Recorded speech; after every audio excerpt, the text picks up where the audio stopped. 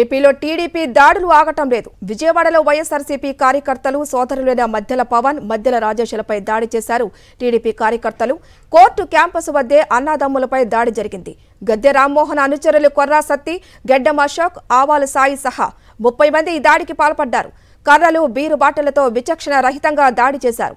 వైఎస్ఆర్సీపీలో పని చేసినందుకే దాడి జరిగిందంటున్నారు కుటుంబ సభ్యులు. ఆటోలో వెంబడించి మరీ దాడి చేశారు. ప్రస్తుతం బాధితులు ఆసుపత్రిలో చికిత్స పొందుతున్నారు.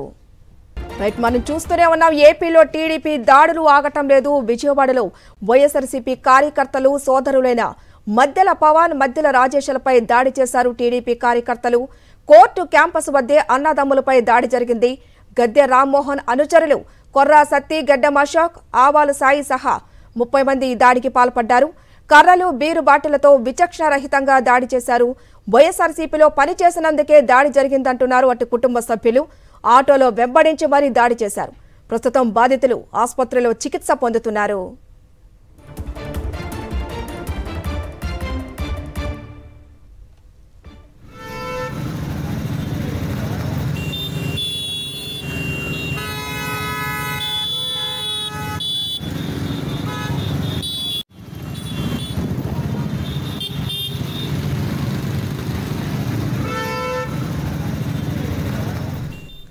ఇక మరింత సమాచారం మా ప్రతినిధి అమర్ అందిస్తారు. అమర్, చెప్పండి, జరిగిన దాడి గురించి బాధితులు ఏం చెప్తున్నారు?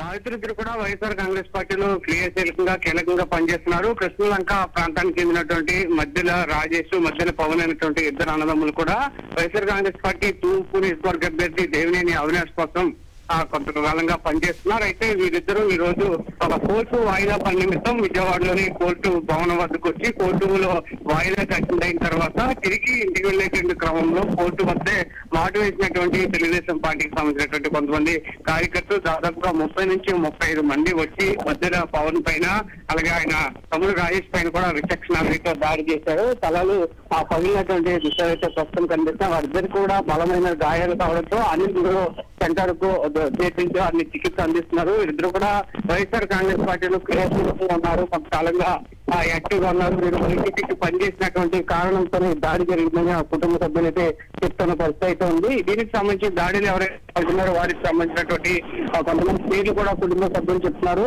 కర్రలు, బీరు బాటిల్తో విచక్షణ రహితంగా కొట్టినటువంటి వ్యక్తులు ఎవరైతే ఉన్నారో వారందరూ కూడా కొర్రా సత్తి, గడ్డం అశోక్, ఆవాల సాయి అనేటువంటి వ్యక్తులు కూడా వీడియో ద్వారా గుర్తించారు. వీడియో ఆ కుటుంబ సభ్యులకు కావచ్చు, YSR Congress party legal cell సభ్యులు కూడా ప్రస్తుతం హాస్పిటల్ వద్దకు చేరుకుని కుటుంబ సభ్యులకు ధైర్యాన్ని ఇస్తూ, అలాగే పోలీసు అధికారులు కూడా చేరుకుని ఎవరైతే దాడి చేసినటువంటి వ్యక్తులు ఎవరికో వారిని గుర్తించేటువంటి పనిలో ఉన్నారు.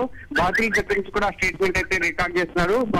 మొన్న వల్లభలేని వంశీమోహన్ ఇంటిపై దాడి జరిగిన కొద్ది రోజులకే మరోసారి ఈ తరహా దాడులు జరగడం మాత్రం స్థానికంగా తీవ్ర చర్చనీయాంశం అవుతుంది. Thank you Amar.